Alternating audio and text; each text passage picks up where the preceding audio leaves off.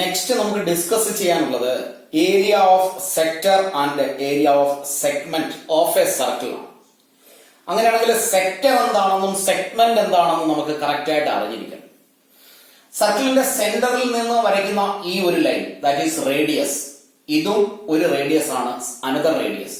ഈ രണ്ട് radius include ചെയ്യുന്ന ആർക്ക് ഉൾപ്പെടെയുള്ള, അതായത് ആർക്കും രണ്ട് റേഡിയസും ഇൻക്ലൂഡ് ചെയ്യുന്ന ഈ ഒരു റീജിയൻ, എൻക്ലോസ് ചെയ്യുന്ന ഈ ഒരു റീജിയനെ വിളിക്കുന്ന പേരാണ് സെക്ടർ. അങ്ങനെയാണെങ്കിൽ ഇതും ഒരു സെക്ടർ ആണ്. ഈ സെക്ടറിന്റെ ഓപ്പോസിറ്റ് സെക്ടർ എന്ന് പറയാം. അപ്പോ ഇത് സ്മാൾ വൺ ആണ്, ഇത് ലാർജ് വൺ. അതുകൊണ്ട് ഇതിനെ നമ്മൾ മൈനർ സെക്ടർ എന്നും ഇതിനെ മേജർ സെക്ടർ എന്നും വിളിക്കും. അപ്പൊ രണ്ടിലും കണ്ടീഷൻ സെയിം ആണ്. സെക്ടറിന്റെ ഡെഫിനിഷൻ ഇതാണ്: the portion of the circular region enclosed by two radii and the arc, corresponding arc is called sector. അപ്പോ ഇത് രണ്ട് റേഡിയസ് ആണ്. ആർക്ക് ഇതില് ഇൻക്ലൂഡ് ആയി വരുന്ന അല്ലെങ്കിൽ എൻക്ലോസ്ഡ് ആയി വരുന്ന ഈ ഒരു പോർഷൻ, അതിനെ നമ്മൾ സെക്ടർ എന്ന് വിളിക്കും. Comparing to the other sector, ഇത് സ്മാൾ വൺ ആണ്. അതുകൊണ്ട് ഇതിനെ നമ്മൾ മൈനർ സെക്ടർ എന്നും, ഓപ്പോസിറ്റിൽ വരുന്ന ഇതിനെ മേജർ സെക്ടർ എന്നും വിളിക്കും. അങ്ങനെയാണെങ്കിൽ സെഗ്മെന്റ് എന്താണെന്ന് നോക്കാം. ഒരു കോഡ് വരയ്ക്കുന്ന സമയത്ത് ആ കോഡ് സർക്കിളിനെ രണ്ട് പാർട്ടാക്കി മാറ്റുന്നു. അതിൽ ഒരു പാർട്ടിനെയാണ് സെഗ്മെന്റ് എന്ന് നമ്മൾ വിളിക്കുന്നത്, സെഗ്മെന്റ്. ഇനി ഇത് രണ്ടും കൺസിഡർ ചെയ്യുമ്പോൾ ഇത് വലുതാണ്, ഇത് ചെറുതാണ്, ലാർജർ വൺ, സ്മാളർ വൺ. അതുകൊണ്ട് ഇതിനെ നമ്മൾ മൈനർ സെഗ്മെന്റ് എന്നും ഇതിനെ മേജർ സെഗ്മെന്റ് എന്നും വിളിക്കും. അപ്പോ സെക്ടറും സെഗ്മെന്റും എന്താണെന്ന് നമ്മൾ ഡിസ്കസ് ചെയ്തു കഴിഞ്ഞു. ഇനി ഇവിടെ ഈ ഫോം ചെയ്യുന്ന ഈ ആംഗിളിനെ നമ്മൾ വിളിക്കുന്ന പേര് ആംഗിൾ ഓഫ് സെക്ടർ എന്നാണ്. ആംഗിൾ ഓഫ് സെക്ടർ, അതായത് ആ ഒരു സെക്ടർ സർക്കിളിന്റെ സെന്ററുമായി ഫോം ചെയ്യുന്ന ആംഗിൾ, ഈ രണ്ട് റേഡിയസിന് ഇൻ ബിറ്റ്വീൻ ഉള്ള സെന്ററുമായി ഫോം ചെയ്യുന്ന ഈ ആംഗിൾ, അതിനെ വിളിക്കുന്ന പേരാണ് ആംഗിൾ ഓഫ് സെക്ടർ. നമുക്കിനി ഡിസ്കസ് ചെയ്യാനുള്ളത് ഇതിന്റെ ഒക്കെ ഏരിയ കണ്ടുപിടിക്കുന്ന ഇക്വേഷൻസിനെ കുറിച്ചാണ്. സർക്കിളിന്റെ ഏരിയ കണ്ടുപിടിക്കാനുള്ള ഇക്വേഷൻ പൈ ആർ സ്ക്വയർ ആണെന്ന് നമ്മൾ ഡിസ്കസ് ചെയ്ത് കഴിഞ്ഞു.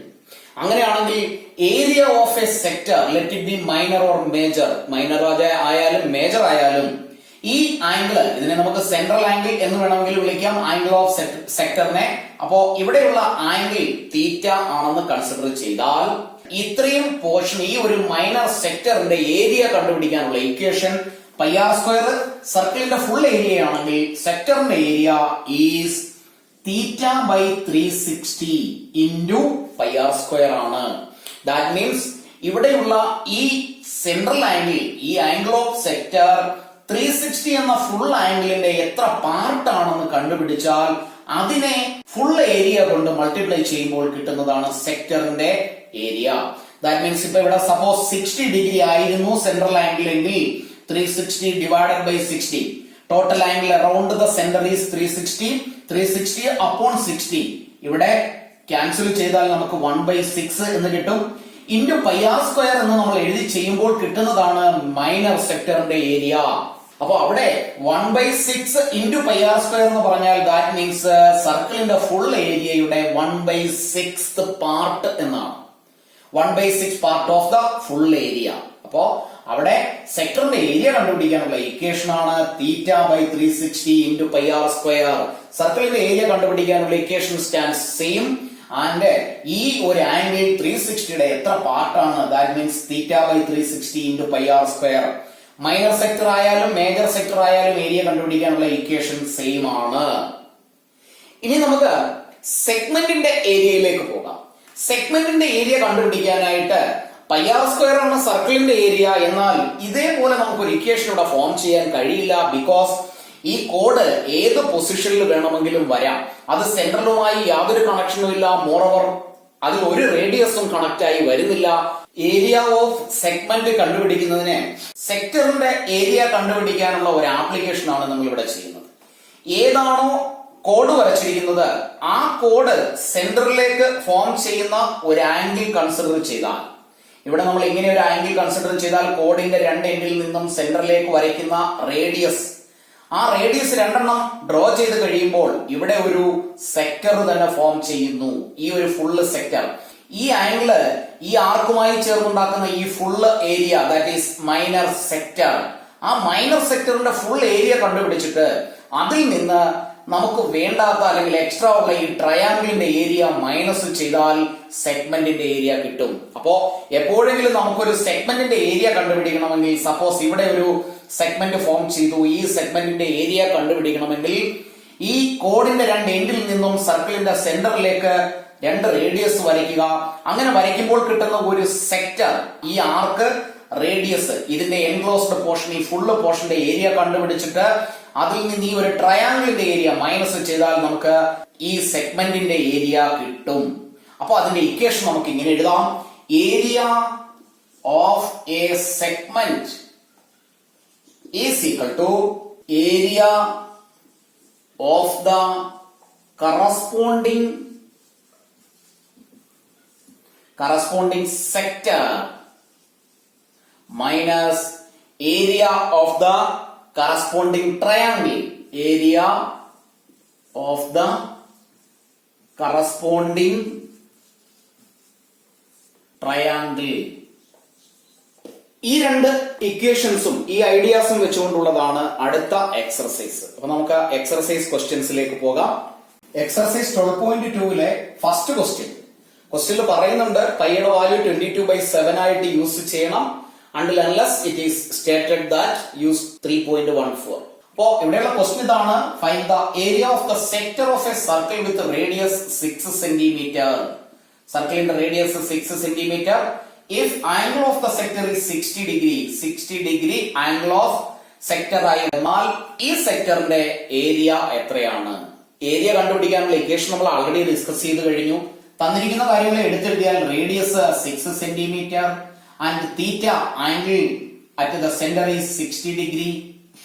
ഇക്വേഷൻ സെക്ടറിന്റെ ഏരിയ കണ്ടുപിടിക്കാനുള്ള ഇക്വേഷൻ എഴുതാം: area of sector is equal to theta by 360 into pi r square ആണ്, is equal to theta which is 60 degree divided by 360 into pi into 6ന്റെ square, that means 6 into 6.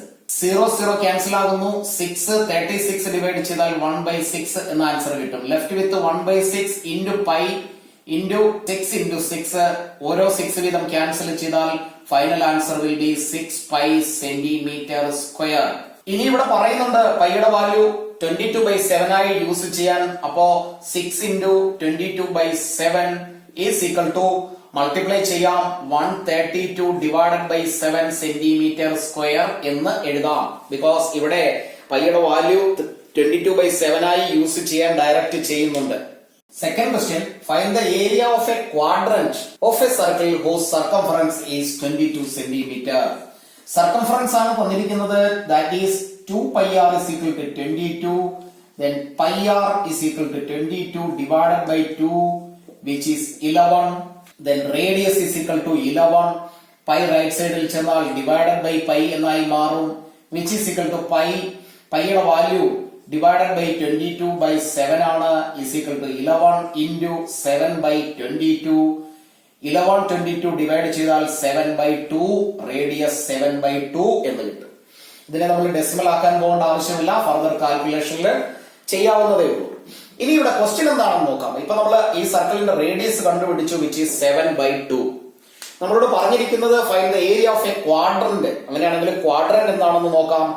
ഒരു സർക്കിളിനെ 2 equal parts ആക്കിയാൽ, അതായത് നമ്മളൊരു circle വരച്ചിട്ട് അതിനെ 2 equal parts ആക്കിയാൽ ഓരോന്നിനെയും semi circle എന്നാണ് പറയുന്നത്, ഹാഫ് ഓഫ് ദ സർക്കിൾ. ഇനി അതിനെ 4 പാർട്ട് ആക്കുന്നു, അതായത് 4 ഈക്വലായി വരത്തക്ക വിധത്തിൽ, ഒരു വ്യത്യാസവും ഇല്ലാതെ 4 ഈക്വലായി വരത്തക്ക വിധത്തിൽ ഇതിനെ ഓരോ പാർട്ട് ആക്കുമ്പോൾ 4 പാർട്ടിൽ ഓരോന്നിനെയും വിളിക്കുന്ന പേരാണ് ക്വാഡ്രന്റ്.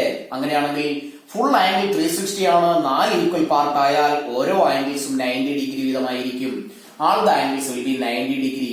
അപ്പൊ ഇത് 90 ഡിഗ്രി ആണ്. അതിൽ ഒരു ക്വാഡ്രന്റിന്റെ ഏരിയ എത്രയാണെന്നാണ് കണ്ടുപിടിക്കാനുള്ളത്. അപ്പൊ ഇവിടെ നമുക്ക് 2 രീതിയിൽ കണ്ടുപിടിക്കാം. ഒന്ന്, സർക്കിളിന്റെ ഫുൾ ഏരിയ കണ്ടുപിടിച്ചിട്ട് അതിനെ 4ആയി ഡിവൈഡ് ചെയ്താൽ മതി. 4 കൊണ്ട് ഡിവൈഡ് ചെയ്താൽ നമുക്ക് ക്വാഡ്രന്റിന്റെ ഏരിയ കിട്ടും. അതർവൈസ് നമ്മളിപ്പോ പഠിച്ച ഇക്വേഷൻ ഉപയോഗിച്ച് area of 1 quadrant is equal to theta by 360 into pi r square, which is equal to theta 90 degree divided by 360 into pi into radius, which is 7 by 2 the whole square. 90 360 00 99 936 cancel ചെയ്താൽ 1 4, that means 1 by 4.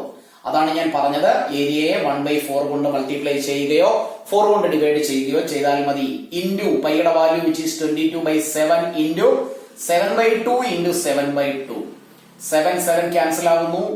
2 and 22 11. Finally left over നമ്പറുകൾ എഴുതാം. 11 into 7 divided by 4 into 2, which is 8, is equal to 77 by 8 centimeter square എന്ന answer കിട്ടും. ക്ലാസ്സുകൾ ഇഷ്ടപ്പെട്ടുവെങ്കിൽ ലൈക്കും ഷെയറും കമന്റും ചെയ്യുന്ന കാര്യം മറന്നുപോകരുത്. എല്ലാ ക്ലാസ്സുകളും റെഗുലറായി കാണുക.